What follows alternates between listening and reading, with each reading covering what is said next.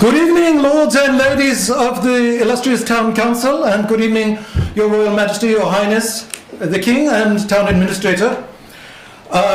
Congratulations on raising taxes yet again. Would you please state your name? Bruce Fenton, Lord Bruce Fenton this evening from Durham Point. Congratulations on raising taxes yet again.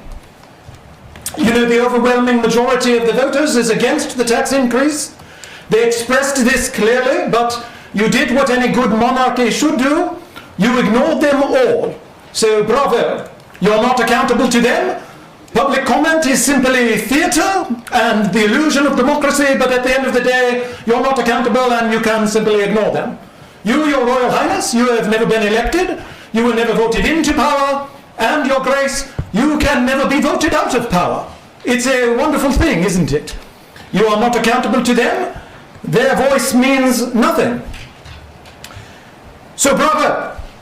But I must say I was rather a little bit disturbed and distraught at the last meeting because you let all manner of riffraff in here.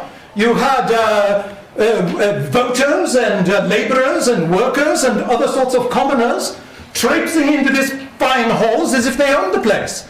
And it must have been terribly painful for you to be in the presence of these commoners. And I'm not sure how you could endure such a thing. You had to listen to these sob stories of these people talking about their taxes. Oh, boo-hoo, my taxes are up $40,000. Or boo-hoo, 50% increase, I have children.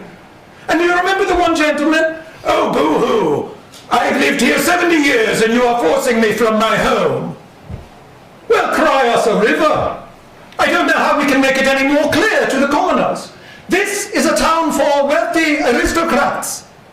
If you are struggling with your taxes and trying to make ends meet, the guidance from we, the elite, is clear. If you can't pay your taxes, don't be poor. When you move to this town, you sign an invisible imaginary social contract, which clearly states that you will pay far more taxes because we spend far more money here. That's what we do here. We spend other people's money. And if you don't like it, you're not welcome here. If you're struggling, then run along to one of the many, many other towns where you would pay far less in taxes. Newmarket, for example, or Rye. But have you ever been there? Have you ever been to Rye? It's a slum. It's barely suitable for the help.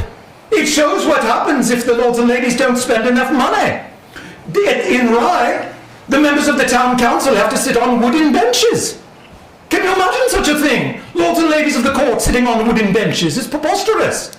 If anything, you should spend far more money.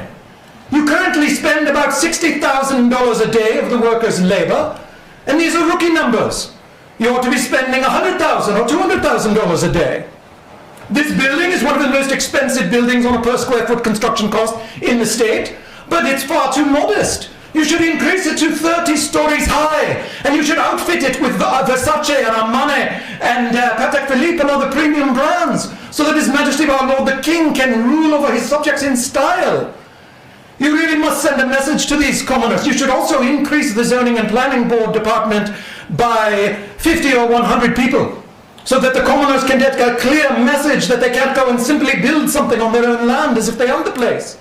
You've got to send a message to these commoners. You've done a great job in ignoring them, but you've really got to send a message. The role of the commoners is to be tax milk cows. Their job is to work and toil and labour in their dreary jobs and give their money to you. And your role is to spend their money and spend it with wild abandon on behalf of His Majesty the King. That is the natural order of things, and that is as it should be in any good monarchy. So please, continue doing exactly what you are doing, continue to ignore these filthy commoners, and continue to spend their money with wild abandon. With that, lords and ladies and Your Majesty the King, I take my leave. Good evening. Thank you very much.